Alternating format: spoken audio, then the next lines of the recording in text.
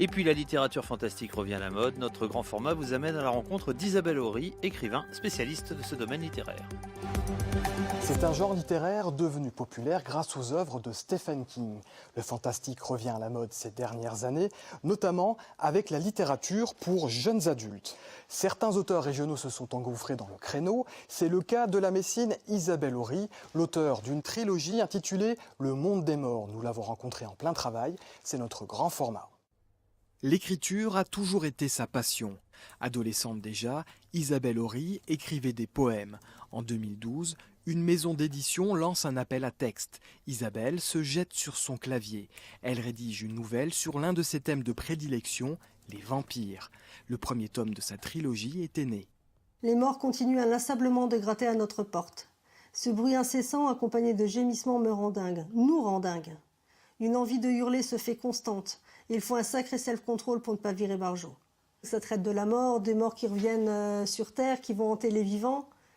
Mais moi, c'est un univers que j'aime beaucoup parce qu'il permet de mettre en avant les relations humaines. C'est un monde qui permet justement de voir l'humain dans ses derniers retranchements, dans ses dernières limites. Isabelle a toujours été attirée par l'univers fantastique, un engouement qu'elle partage avec son mari. Avec le temps, il est devenu son premier lecteur et son critique littéraire. C'est ça qui me dérange. Le mot nymphe, c'est bien. Par contre, il te manque un petit explicatif de peut-être 2-3 mots. Parce qu'au niveau il y a peut-être un certain public qui trouvera peut-être pas le symbole du truc.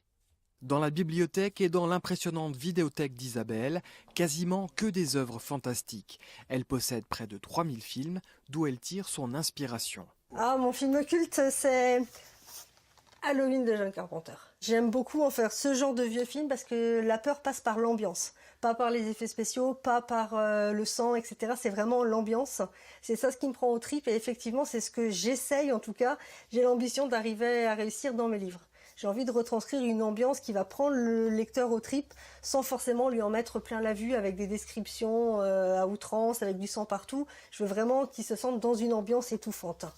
Chaque livre demande en moyenne 2 mois d'écriture, un temps relativement court quand on sait qu'Isabelle se consacre d'abord à son activité professionnelle. Salut! Depuis 17 ans, elle est technico-commerciale dans un cabinet d'assurance. Pour elle, la gestion du temps est donc primordiale. Tout se passe en dehors des heures de boulot. Des fois, la pause d'entre-midi, où j'embête un petit peu mes collègues en leur posant des questions, soumettant mes idées. Et c'est beaucoup à la maison le soir et le week-end et les vacances. On peut partir sur un format carré éventuellement, si jamais ça pouvait, si ça te plaisait mieux au niveau format. Pour décider de la mise en page de ses ouvrages, de leurs illustrations ou encore de leur distribution, la jeune auteure rencontre régulièrement son éditeur. Il produit une quinzaine d'écrivains lorrains comme Isabelle, plus de la moitié de son activité. Il y a beaucoup de gens qui écrivent. Il y en a beaucoup qui écrivent mal, ça c'est certain. Mais il y en a aussi qui écrivent bien et on sent qu'ils ont envie de partager quelque chose. Alors c'est des domaines très divers, hein. C'est du policier, c'est du roman familial, c'est du fantastique, de la science-fiction, de la fantasy. Il y a vraiment de tout. Le prochain roman d'Isabelle devrait être achevé au printemps. En parallèle, elle travaille sur un livre jeunesse basé sur des légendes de Moselle. Il pourrait être édité en 2020.